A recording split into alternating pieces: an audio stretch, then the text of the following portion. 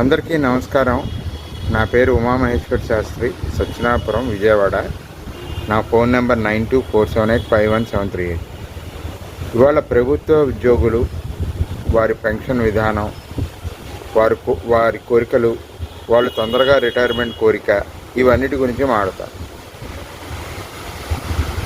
ప్రభుత్వ ఉద్యోగులు సుమారు 20-25 సంవత్సరాలకు వాళ్ళు ఉద్యోగంలో చేరారనుకోండి, వాళ్ళకి 55 ఏళ్ళు వచ్చేటప్పటికి 30 ఏళ్ళ సర్వీస్ వస్తుంది. ఒక ఎగ్జాంపుల్ చెప్తాను. ఒక కానిస్టేబుల్కి 30 ఏళ్ళ సర్వీస్లో సుమారు 1,00,000 పైన సంపాదిస్తున్నాడు. కానీ ఆయనకి 50 సంవత్సరాలు వచ్చే టైంకి రకరకాల అనారోగ్యాలు వస్తున్నాయి. కాళ్ళ నొప్పులు, ఊపిరితిత్తులు, లంగ్స్, హార్ట్, ఇలా రకరకాల రోగాలతో వాళ్ళు ఆ ఫిజికల్ ఫిట్నెస్ అనేది ఏదైతే పోలీస్ డిపార్ట్మెంట్లో అవసరం ఉంటుందో అది కోల్పోతున్నారు. అటువంటి వ్యక్తులు నేను చాలామందితో మాట్లాడాను. వాళ్ళు 55 సంవత్సరాలకి రిటైర్మెంట్ తీసుకుని వచ్చే పెన్షన్తో ఫ్యామిలీతో హ్యాపీగా గడపాలనుకుంటున్నారు. కానీ ఇది ఎందుకు గవర్నమెంట్ ముందుకు రావట్లేదు? గవర్నమెంట్ ఉద్యోగులు 55 సంవత్సరాలు చాలు మాకు అని చాలామంది చెప్పారు. నేను ఈ మధ్య సెక్రటేరియట్కి వెళ్తే క్యాజువల్గా అందరినీ అడిగాను, నాకు తెలిసిన పెద్దవాళ్ళని. 55 తర్వాత మేము అసలు పని చేయలేమండి, 55 చాలు మాకు, అవి ఇప్పుడు 65 చేయాలనుకుంటున్నారు, ఎందుకు సార్ అది మమ్మల్ని ఇబ్బంది పెట్టడం తప్ప అని.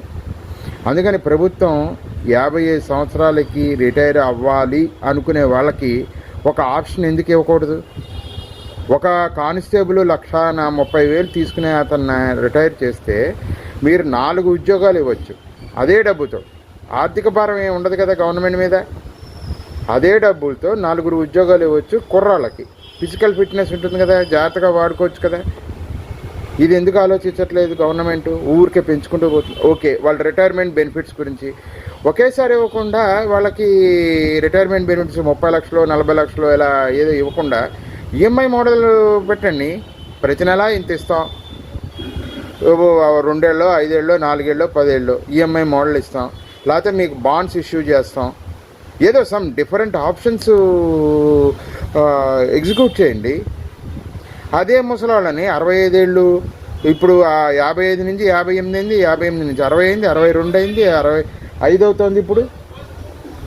ఇలా వాళ్ళని పంపిస్తే బెటర్ అన్న ఆలోచన. ఒకసారి ముఖ్యమంత్రి గారు, డిప్యూటీ సీఎం గారు, లోకేష్ గారు అందరూ ఆలోచించవలసిందిగా ప్రార్థన. నమస్కారం అండి.